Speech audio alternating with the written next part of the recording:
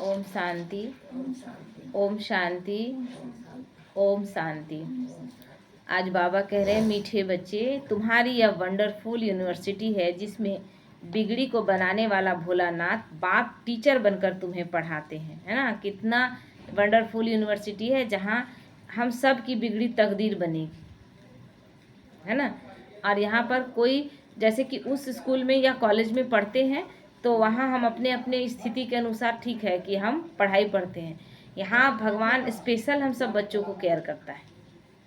जो बच्चे ज़्यादा कमज़ोर हैं उस बच्चे को और ज़्यादा अच्छा से मतलब बाबा ध्यान देता है। प्रश्न है, इस क़यामत के समय में तुम बच्चे सभी को कौन सा लक्ष्य देते हो? उत्तर है, हे आत्माएं, आप पावन बनने बिगर वापस नहीं जा सकते। आधा कल्प का जो रोग लगा हुआ है उससे मुक्त होने के लिए तुम सबको 7 रोज भट्टी में बिठाते हो। 7 डेज का कोर्स जो करते हैं ना, तो 7 रोज बाबा बोलता है कि योग भट्टी में उस समय क्या होता था कि 7 रोज का कोर्स में अच्छे से धारणा युक्त होकर सुनते थे। खान पान का भी धारणा और मन बुद्धि का भी धारणा, मतलब ऐसा कि कोई व्यर्थ नेगेटिव सोचना ही नहीं है। वो 7 डेज का कोर्स मतलब आज जो किसी को भी करा दे रहे हैं ना, वो स्थिति नहीं था। बहुत अच्छे से मतलब उस समय एक तपस्वी रूप में रह करके उस 7 डेज कोर्स को करना था।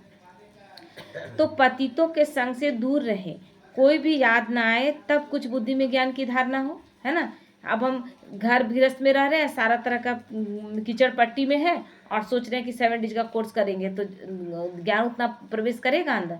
इसीलिए साइड में बाबा कहते हैं पतितों का संग का भी दूर रहे, खान पान भी शुद्ध रहे, तब स्थिति में मतलब बुद्धि में ज्ञान धारण होगा। गीत है, तूने रात गंवाई सो के, दिवस गंवाया खाए के। ओम शांति। यह बच्चों को किसने कहा? क्योंकि स्कूल में तो बैठे हुए तो जरूर टीचर ने कहा, है ना।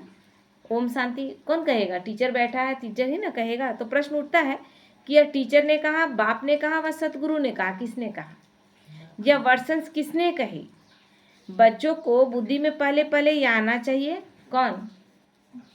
हाँ, बेहद का बाप है जिसको परमपिता परमात्मा कहा जाता है। तो बाप ने भी कहा, शिक्षक ने भी कहा, तो साथ साथ सतगुरु ने भी कहा, है ना।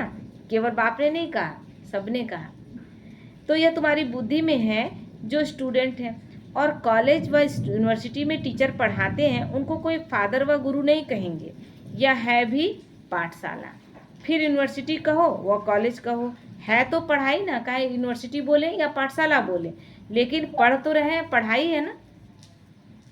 तो पहले पहले यह समझना है पाठशाला में हमको कौन पढ़ाते हैं। बच्चे जानते हैं वह निराकार जो सभी आत्माओं का बाप है, सर्व का सद्गति दाता है, वह हमको पढ़ा रहे हैं। यह सारी रचना उस एक रचता की प्रॉपर्टी है ना। वो पढ़ाई केवल उसी की है, ये पढ़ाई केवल वही पढ़ाता है। तो इसीलिए हम लोग कहते थे ना कि कोई भी पढ़ाएगा, कहीं से भी पढ़ाएगा, कोई भी ज्ञान देगा, नहीं, बस एक वही है। तो बाबा कहते तो खुद ही बैठ रचना के आदि मदंत का राज समझाते हैं। तुम बच्चों ने जन्म लिया है बाप के पास। तुम बुद्धि से जानते हो कि हम सभी आत्माओं का वह बाप है जिसको ज्ञान का सागर नॉलेज फूल कहा जाता है। ज्ञान का सागर है, पतित पावन है। ज्ञान से ही सद्गति होती है। मनुष्य पतित से पावन बनते हैं, ज्ञान से ही सद्गति होती है। सद्गति का और कोई मार्ग ही नहीं है। हम भक्ति से सद्गति अगर पाते तो फिर भगवान को आना क्यों पड़ता? और हम तो द्वापर से भक्ति कर रहे हैं तो सद्गति का, हमारी तो दुर्गति हुई पड़ी है ना। एक नहीं, आधा कल्प से हम भक्ति कर रहे हैं तो कहाँ किसकी सद्गति हुई? अगर भक्ति से सद्गति होना रहता। तो अब तुम बच्चे यहाँ बैठे हो और कोई उस स्कूल में किसी को बुद्धि में नहीं रहता कि हमको ज्ञान का सागर निराकार बाप पढ़ा रहे हैं। यह यहाँ ही तुम जानते हो, तुमको ही समझाया जाता है। खास भारत और आम सारी दुनिया में ऐसे कोई नहीं समझेंगे कि हमको निराकार परमात्मा पढ़ाते हैं। उनको पढ़ाने वाले हैं ही मनुष्य टीचर, और क्या पढ़ाएंगे? हद की पढ़ाई पढ़ाएंगे। लेकिन ये पढ़ाई जो भगवान पढ़ा रहे हैं, ये पढ़ाई और कोई पढ़ा नहीं सकता, जो हमारे संस्कारों का ही परिवर्तन कर देता है।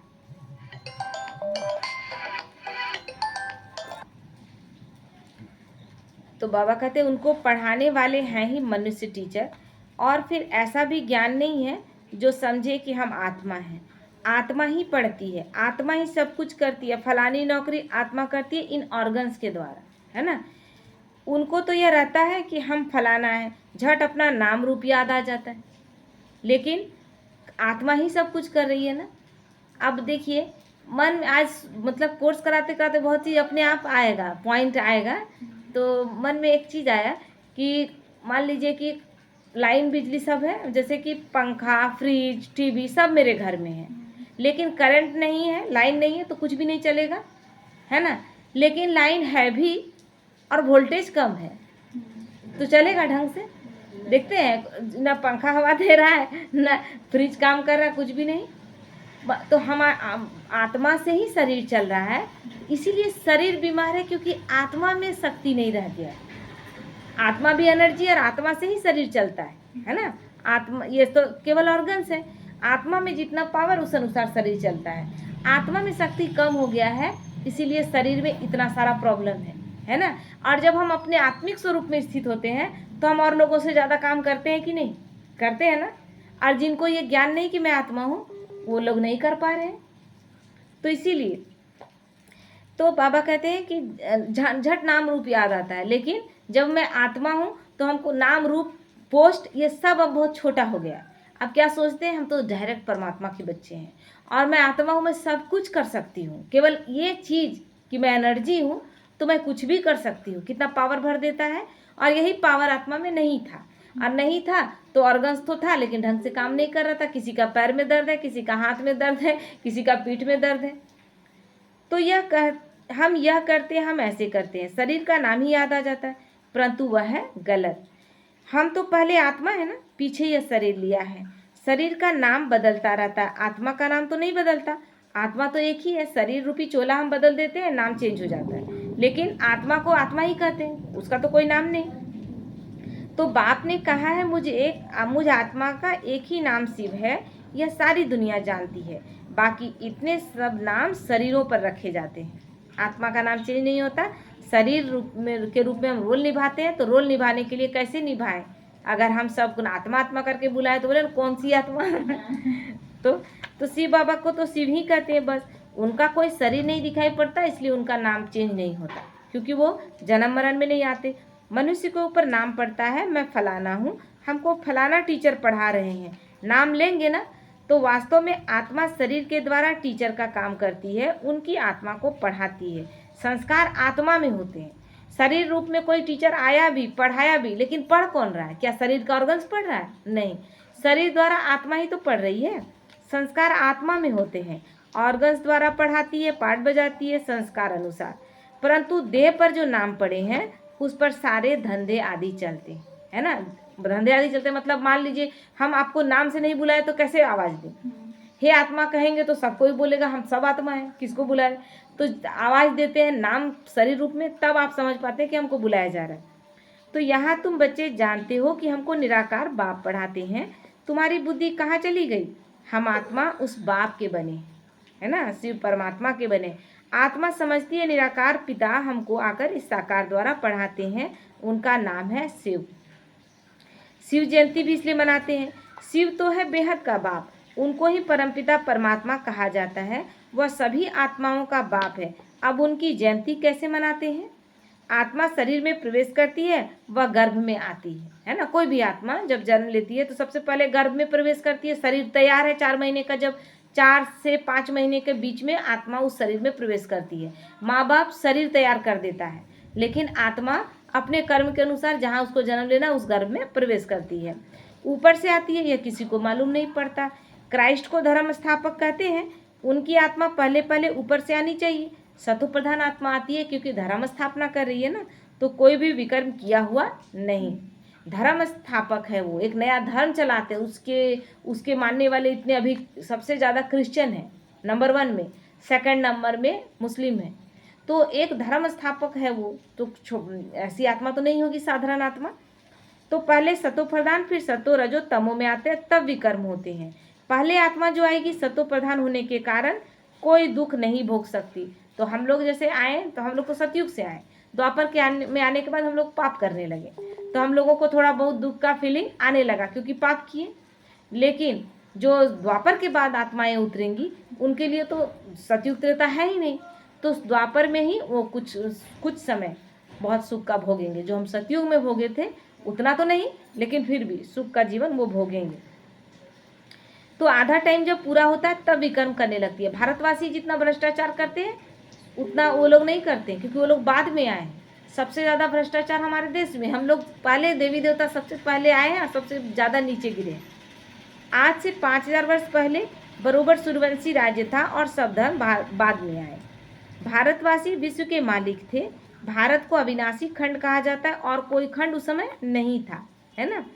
और भारत का कभी मतलब विनाश नहीं होता है। और भारत जब था, जब स्वर्ग था, तब और कोई खंड नहीं था। फिर और सब खंड धीरे धीरे जैसे जैसे द्वापर आता है तब फिर धीरे धीरे समंदर सूखने लगता है, पानी सूखने लगता है और जनसंख्या धीरे धीरे बढ़ते जाता है, फैलने लगता है और इस तरह दूसरे दूसरे खंड आने लगते हैं। तो शिव बाबा है बिगड़ी को बनाने वाला। भोलानाथ शिव को कहा जाता है, न कि शंकर को। शिव और शंकर अलग हैं। शिव अगर पिता है तो शंकर बच्चा है। तो अभी शंकर हम सब आत्माएं हैं जो अपनी बुराइयों का विनाश कर रहे हैं। भोलानाथ शिव बिगड़ी को बनाने वाला है ना। वो बिगड़ी को बनाने के लिए ही आया है, लेकिन कैसे बना देगा? केवल हम उसको उसका नाम से हम पूजा पाठ करने लगे, उसको हम पूरा चढ़ावा चढ़ाने लगे, फल करने, व्रत रखने लगे तो नहीं। भगवान भोला बाबा जो आया है वो जब हम अपने कर्मों को सुधारते हैं, जो जो विकर्म हम किए थे वो विकर्मों को काटने के लिए सबसे पहले उसको याद करना है और अपने कर्म सुधारने हैं, तब हमारी बिगड़ी बनती है। इसीलिए वो बिगड़ी बनाने आया। तो क्या हम लोगों को ज्ञान दिया कि बच्चे जो पाप कर्म करके आए थे मुझे याद करो तो वो पाप कर्म कट जाएंगे और अब तुम कोई बुरा कर्म नहीं करना। ऐसा बोला कि तुम जैसा मन बुझा रहा वैसा कर्म करो, खाली हमको याद करो तुम्हारा अच्छा हो जाएगा, ऐसा तो नहीं बोला। नहीं, शिव और शंकर एक नहीं है, अलग अलग है। ब्रह्मा विष्णु शंकर की कोई महिमा नहीं है। इन तीनों को रचने वाले देवों के देव महादेव परमात्मा शिव की महिमा है।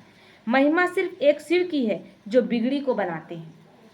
और कैसी भी बिगड़ी हो वो महाकाल है, अमरनाथ है, वो किसी भी तरह की बिगड़ी से निकाल लेता है, लेकिन तब जब उसकी श्रीमत पर चलते हैं। कहते हैं कि मैं साधारण बूढ़े तन में आता हूँ, है ना। जब बोले थे ना कि बूढ़े ब्राह्मण बनकर कंचन महल की ओर, जब हम लोग सत्यनारायण पूजा में ये आरती अक्सर सुनते थे तो अब उसका समझ में आया कि बूढ़ा ब्राह्मण यानी ब्रह्मा तन का आधार लेकर शिव बाबा इस समय जो गीता ज्ञान दे रहे हैं उससे हमारा कंचन महल क्या हुआ, सतयुगी दुनिया, हमारा शरीर भी कंचन, वहाँ सोने का महल भी मिलेगा, मतलब हर चीज़ भरपूर होगा, स्थिति इतनी पावरफुल रहेगी। तो इसने 84 जन्म पूरे किए, अब खेल पूरा हुआ। ब्रह्मा का 84 जन्म पूरा हो गया। यह पुराना चोला, पुराने संबंध भी खत्म हो जाने वाले हैं। अब किसको याद करें? सब कुछ तो खत्म हो जाने वाला है। खत्म होने वाली चीज़ को याद किया जाता है क्या? इसीलिए बाबा कहते हैं दे सही दे के सब संबंध भूल जाओ, क्योंकि कोई भी मेरे साथ नहीं रहने वाला है। नया मकान बनता है तो पुराने से दिल हट जाती है। या फिर है बेहद की बात, सर्व की सदगति होती है, अर्थात रावण के राज से सबको छुटकारा मिलता है। रावण ने सबको बिगाड़ दिया है ना। रावण यानी हमारे 5 विकार, स्त्री के पुरुष के 5 विकार। भारत बिल्कुल ही कंगाल भ्रष्टाचारी बन गया है।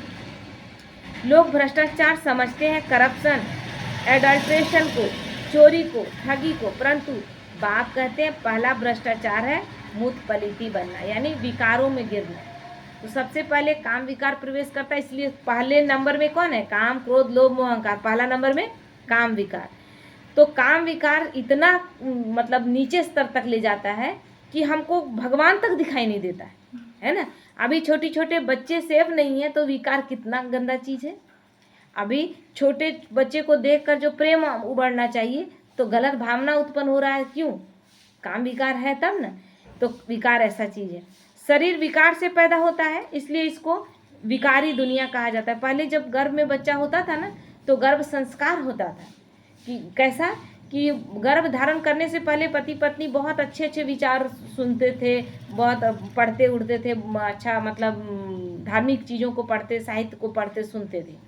उसके बाद गर्भधारण हो गया, जब स्त्री को गर्भ में बच्चा आ गया, उसके बाद से वो कुछ भी गलत काम नहीं करेगी, विकार में भी नहीं जाएगी और हमेशा अच्छा मतलब 9वें महीने तक अच्छा साहित्य सुनेगी, अच्छा अच्छा प्रवचन सुनेगी, सत्संग में जाएगी, ये सारा चीज़ करेगी ताकि बच्चे का संस्कार अच्छा हो। आज ऐसा हो रहा है? आज तो बच्चा घर में ठहरा, दिन रात मोबाइल में ऐसा ऐसा रील देख रहे हैं, उसके बाद विकार में भी एकदम आराम से धड़ल्ले से जा रहे हैं। तो जब ऐसा विचार से ही हम बच्चा मेरा गर्भ में है, तो बच्चा कैसे अच्छा पैदा होगा? तो बच्चा तो और भी जरूरत से ज़्यादा विकारी पैदा होगा ना।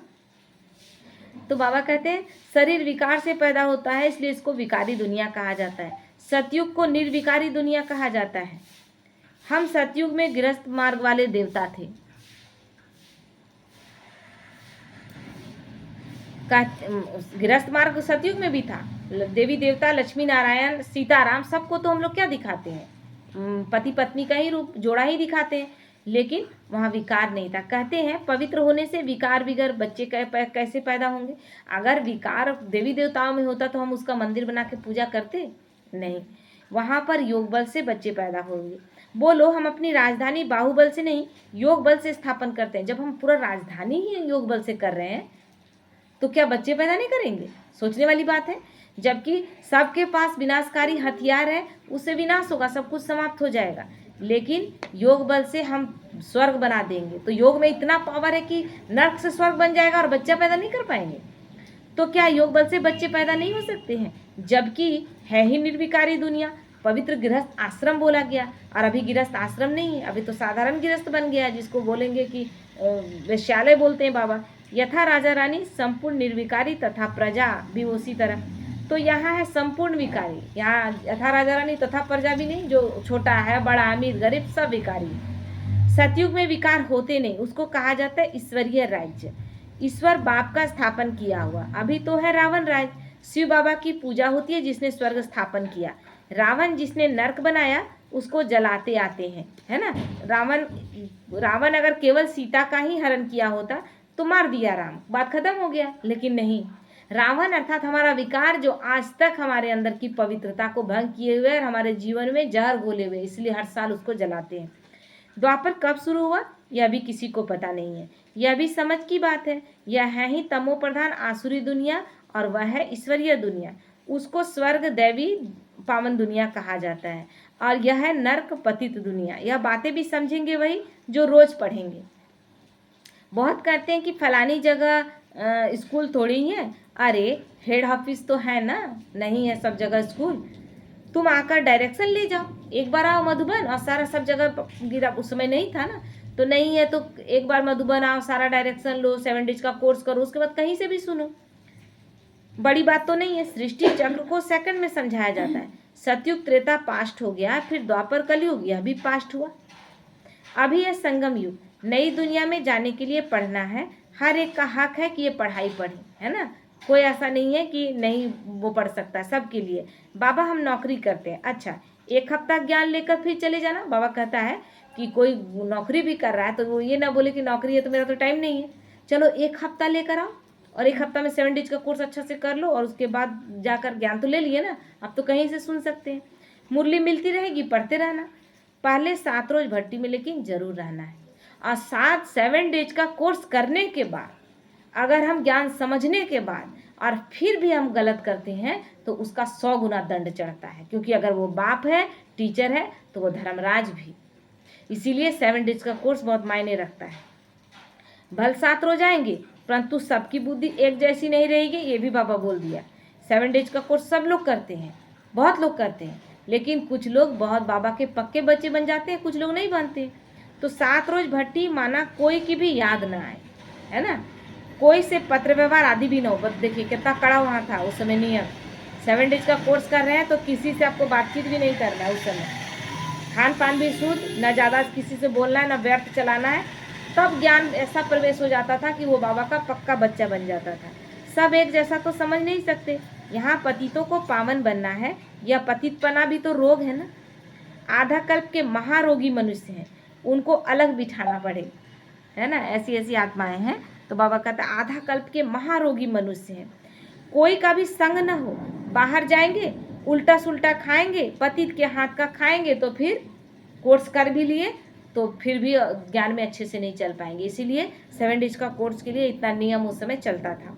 सतयुग में देवताएं पावन है ना, उनके लिए देखो खास मंदिर बनते हैं, देवताओं को फिर पतित छू न सके, है ना।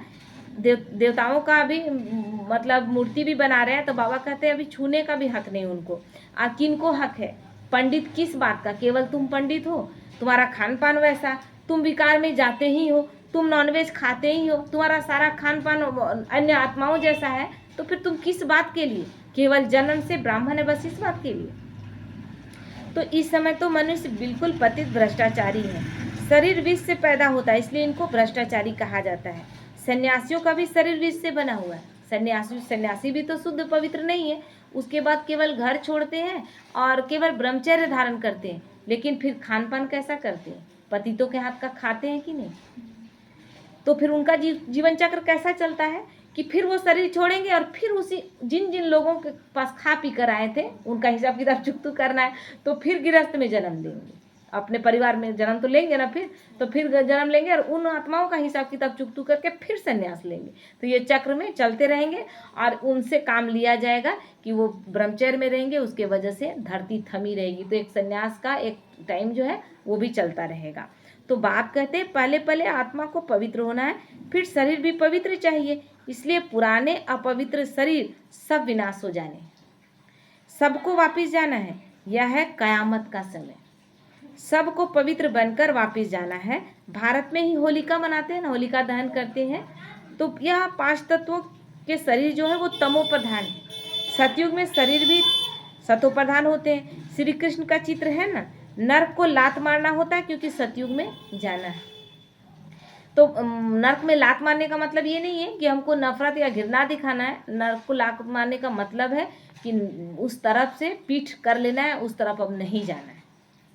मुर्दे को भी जब स्मशान में ले जाते हैं तो पहले मुंह शहर तरफ, पैर स्मशान तरफ करते हैं। फिर जब स्मशान के अंदर घुमाते हैं तो मुंह स्मशान तरफ कर देते हैं। अभी तुम स्वर्ग में जाते हो तो तुम्हारा मुंह उस तरफ है। शांति धाम और सुख धाम, पैर दुख धाम तरफ है। वह तो मुर्दे की बात है, यहाँ तो पुरुषार्थ करना होता है, क्योंकि वहाँ मुर्दे को ले जा रहे हैं तो मुर्दा क्या जान रहा है क्या?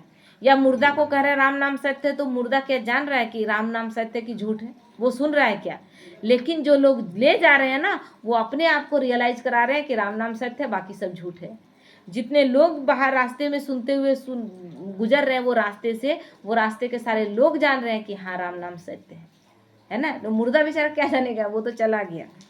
स्वीट होम को याद करते करते तुम आत्माएं स्वीट होम में चली जाएंगी। यह है बुद्धि की प्रैक्टिस।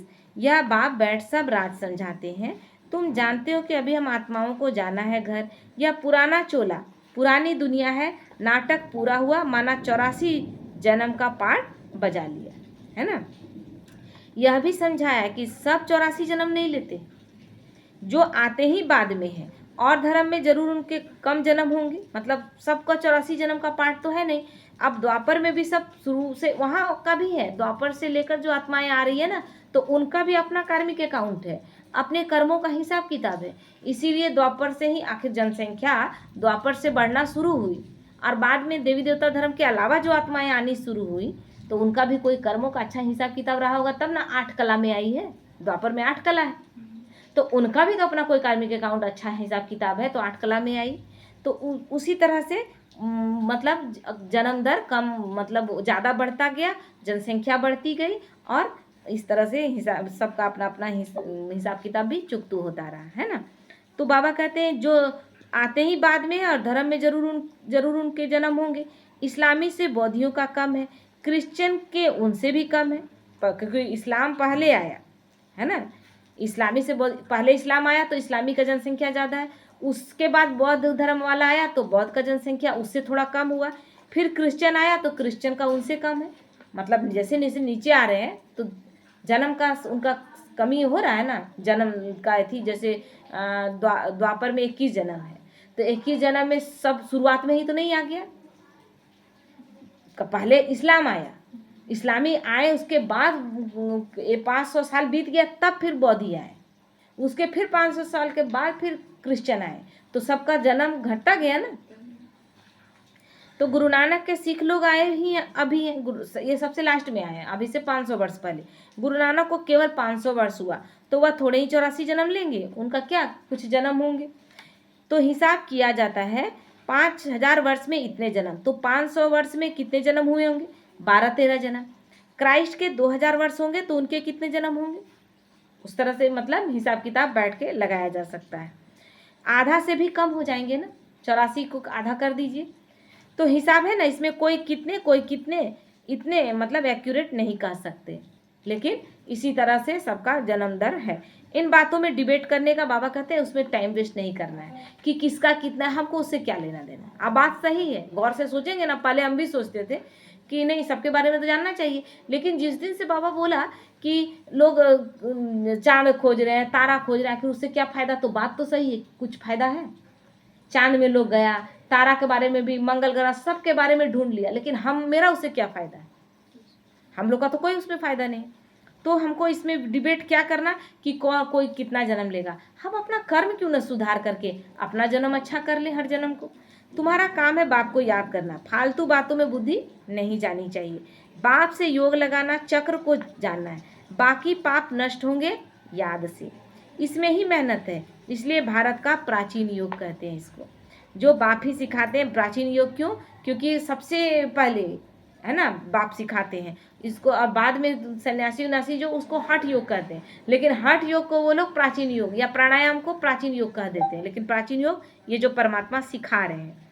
सतयुग त्रेता में तो योग की बात ही नहीं, फिर भक्ति मार्ग में हठ योग शुरू हो जाता है। सतयुग त्रेता में तो योग का कोई बात ही नहीं है, वहाँ तो सुख, केवल सुख प्रारब्ध भोगना है।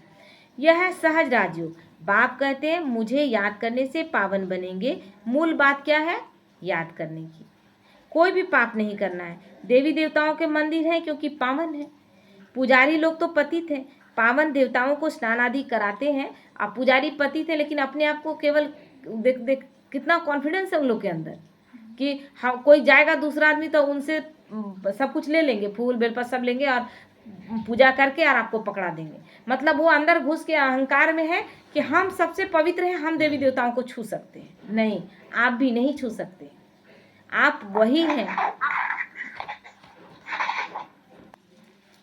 तो मतलब ब्राह्मण जन्म में केवल आप ब्राह्मण हैं, आप तो नॉनवेज खा रहे हैं, आप तो अशुद्ध खान पान कर रहे हैं, उसके बाद आप विकार में जा रहे हैं, सबसे बड़ी बात है।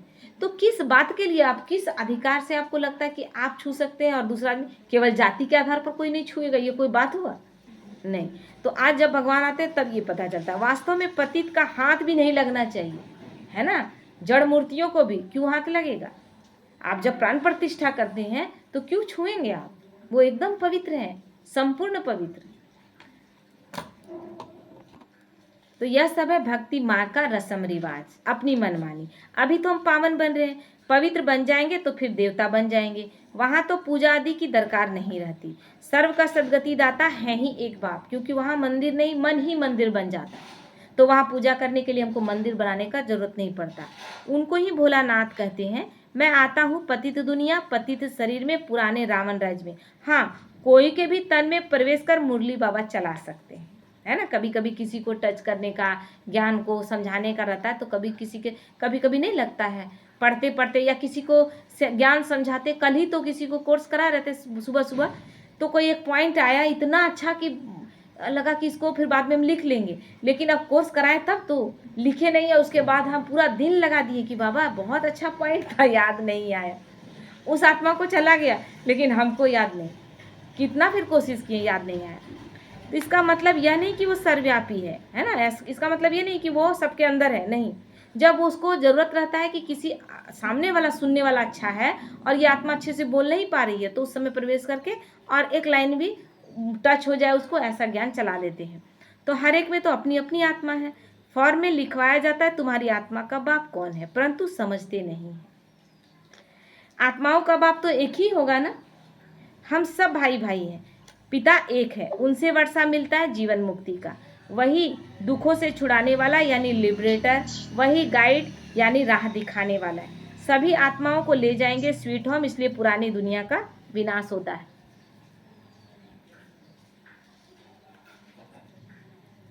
होलिका होती है ना, शरीर सब खत्म हो जाएंगे। होलिका क्या की, लेके तो प्रहलाद को बैठी, लेकिन जली कौन? खुद ही जली ना। तो मतलब कहने का मतलब क्या है कि हमारा विकार जल जाएगा। अभी जो परमात्मा की इस योग अग्नि में हमारे सारे विकार जल जाएंगे, हमारा देहभान समाप्त हो जाएगा और हम आत्माएं संपूर्ण पवित्र हो जाएंगी, बाकी आत्माएं सब वापस चली जाएंगी। सतयुग में तो फिर बहुत थोड़े होंगे। समझना चाहिए कि स्वर्ग की स्थापना कौन कराते हैं, कलयुग का विनाश कौन कराते, सो तो क्लियर लिखा हुआ है। कहते हैं कि मिठरा घूर तो घुराए, है ना, मिठरा घूर तो बाबा का सिंधी कुछ कहावत होगा, प्यार करो तो प्यार मिलेगा, है ना। जो हम करेंगे, जो हम किसी को देंगे, वापस वही रिटर्न होगा। बाप कहते हैं जो मेरे अर्थ बहुत सेवा करते हैं, मनुष्य को देवता बनाने की वो बाबा उसको ज़्यादा प्यारे लगते हैं, बाबा को वो बच्चे ज़्यादा प्यारे लगते हैं जो बाबा की सेवा इस समय कर रहे हैं। क्यों? क्योंकि भगवान बहुत बड़े कर्तव्य को लेकर आया है, स्वर्ग बनाने का, और उसमें जो जो आत्माएं निमित्त बन रही हैं, बाबा के इस कार्य में निमित्त सहयोगी जो भी आत्माएं बन रही हैं, बाबा उससे बहुत प्यार करता है। जो पुरुषार्थ करेंगे वही ऊंचा वर्षा पाएंगे। वर्षा आत्माओं को पाना है परमात्मा से। अब ये नहीं सोचना है कि हम तो निकल नहीं पाते, हम तो लोगों को ज्ञान दे नहीं पाते, हम कुछ नहीं कर पाते, हम मन से शांत तो रह सकते हैं। शांत रहें, सेवा हो रही है, हमारा वाइब्रेशन काम करेगा, हम कहीं भी बैठे रहें, है ना। देखिए प्रकृति क्या मेरे सामने है, प्रकृति को 5 तत्वों को हम लोग सकाश देते हैं, क्या बोलते हैं, हम तो घर के अंदर बैठे हुए हैं, लेकिन क्या 5 तत्वों को सकाश नहीं दे रहे हैं? दे रहे हैं ना। तो उसी तरह आत्माएं जो कहीं भी है, मेरे मन का वाइब्रेशन उन सब के प्रति जाए कि सबका कल्याण हो जाएगा, यही सेवा है। और बाबा तो क्लियर किया है कि मनसा सेवा का सबसे ज़्यादा रिजल्ट उसी में है। वर्षा आत्माओं को पाना है परमात्मा बाप से। आत्माभिमानी बनना पड़े, कई बहुत भूले भी करते हैं, पुरानी आदतें पक्की हो गई है तो भूल करते हैं, कितना भी समझाओ वो छूटती नहीं, उससे अपना ही पद कम कर देते हैं। अच्छा, मीठे मीठे सीखी लदे बच्चों प्रति माता पिता बाप दादा का याद प्यार और गुड मॉर्निंग। रूहानी बाप की रूहानी बच्चों को नमस्ते। हम रूहानी बच्चों की रूहानी माता पिता बाप दादा को याद प्यार, गुड मॉर्निंग और नमस्ते नमस्ते। शुक्रिया बाबा, शुक्रिया। धारणा के लिए मुख्य सार है, किसी भी बात की डिबेट में अपना टाइम वेस्ट नहीं करना है, क्योंकि कुछ लोग केवल डिबेट करना चाहते हैं, उनको चाहिए ही नहीं, है ना, कि वो अपना कुछ स्थिति सुधार सके, वो अपना ज्ञान का बखान करने के लिए डिबेट करते हैं, तो उसमें हमको नहीं पढ़ना है। व्यर्थ की बातों में बुद्धि जास्ती न जाए, जितना हो सके याद की यात्रा से विकर्म विनाश करने हैं, आत्माभिमानी बनने की आदत डालनी है। दूसरा है, इस पुरानी दुनिया से अपना मुंह फेर लेना है, क्योंकि अब ये पुरानी दुनिया जाने वाली है, और जो जाने वाली है उसका क्या मुंह करना। शांति धाम और सुख धाम को याद करना है। नया मकान बन रहा है तो पुराने से दिल हटा लेनी है। नया मकान जब बनता है तो पुराने की तरफ लगता है कि कब जल्दी बने, कि इस पुराने मकान से छुटकारा मिले, ऐसा ही करना है ना। कुछ लोग है ना कि नया, और उससे मेरा कितना याद जुड़ा हुआ, ये मोह है, यही मोह है, और बेकार का मोह। और इतना मोह है तो नया में मत जाओ, पुराने में रहो, नहीं। तो ये जो बीच बीच का खेल है ना, ऐसा खेल नहीं करना है। वरदान है, ईश्वरीय कुल की स्मृति द्वारा माया का सामना करने वाले सदा समर्थ स्वरूप भव। किसी भी कार्य में सफलता प्राप्त करनी है तो पहले स्मृति द्वारा समर्थी स्वरूप बनो, है ना। सबसे पहले स्मृति, कौन हूँ मैं, किसकी हूँ मैं, पहले अपना समर्थ स्वरूप, तब वो कार्य सफल होगा। तो हम अगर समर्थ हैं, समर्थ बाप की संतान है, तो कोई कार्य ऐसा है कि असफल होगा, हो ही नहीं सकता है। समर्थी आने से माया का सामना करना सहज हो जाएगा। जैसी स्मृति होती है वैसा स्वरूप बन जाता है। इसलिए सदा पावरफुल स्मृति रहे कि जब तक यह ईश्वरीय जन्म है तब तक हर सेकंड, हर संकल्प, हर कार्य ईश्वरीय सेवा पर हो। हमारा यह ईश्वरीय कुल है, यह स्मृति की सीट सर्व कमजोरियों को समाप्त कर देगी, है ना। कोई कमजोरी नहीं, हम ईश्वरीय कुल के हैं, हमारा कार्य परमात्मा का कार्य हम कर रहे हैं, हम उस कार्य के निमित्त हैं, हर कार्य में सफल होंगे क्योंकि वो हर पल मेरे साथ है। ये समर्थी जो है वो सब कमजोरियों को मिटा देता है। स्लोगन है, सत्य समय प्रमाण स्वयं सिद्ध होता है, उसे सिद्ध करने की आवश्यकता नहीं। कुछ बातें अनुभव तो बहुत बाद में फिर कभी बोलेंगे, अभी तो नहीं बोलेंगे, लेकिन कुछ कुछ चीज़ों का सवाल था बाबा से कि बाबा ये कुछ आत्माएं ऐसा करती हैं, है ना, और करती हैं, उनको फिर नहीं उसका फल मिलता है। मतलब दिखना चाहिए ना कि उसका गलती का उसको एहसास भी नहीं है, और तो हम कैसे जाने कि मतलब उसको मिला, रिटर्न नहीं मिलेगा किसी को। जैसे कोई ऐसा काम, अपने पद का कोई दुरुपयोग कर दिया, कोई बड़े पोस्ट में है और वो अपने पद का दुरुपयोग करके किसी को नीचे गिरा दिया, है ना, लौकिक का कोई पोस्ट है ऐसा, और उसमें तो उसका वो दिखता नहीं तो कैसे होगा, मतलब कैसे जाने कि उसको भी दिखना चाहिए, उसको सही गलत का एहसास होना चाहिए। लेकिन बाबा ऐसे तरीके से कराता है कि कार्य भी हो जाता है, जो कहते हैं ना सांप भी मर जाए और लाठी भी ना टूटे, वो चीज़ बाबा अभी बहुत चीज़ दिखा रहा है कि हो रहा है ना। वो जो आत्माएं जिस तरह से अपना अपना पार्ट प्ले की हैं, जहाँ जहाँ अपनी गलती की है, वहाँ वहाँ उन गलतियों को बाबा उन्हें रियलाइज भी कराएगा, है ना। और जिनके साथ हुआ है उनको अच्छा करके भी दिखाएगा। बहुत अच्छे से ये चीज़ हो रहा है। तो यही बाबा कहता है ना, हम लोग सोचते हैं सत्य है तो फिर सिद्ध क्यों नहीं हुआ। तो बाबा कहता है समय के साथ स्वयं सिद्ध होगा। सत्य को सिद्ध करने का हमको किसी से बकतूती करने का, बहस करने का जरूरत ही नहीं है। समय अपने आप सिद्ध कर देगा और होता है। अव्यक्त इशारा है।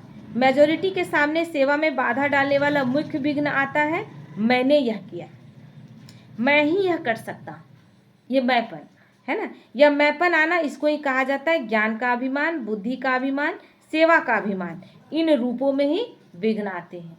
क्या हम कुछ कर रहे हैं? कुछ भी नहीं।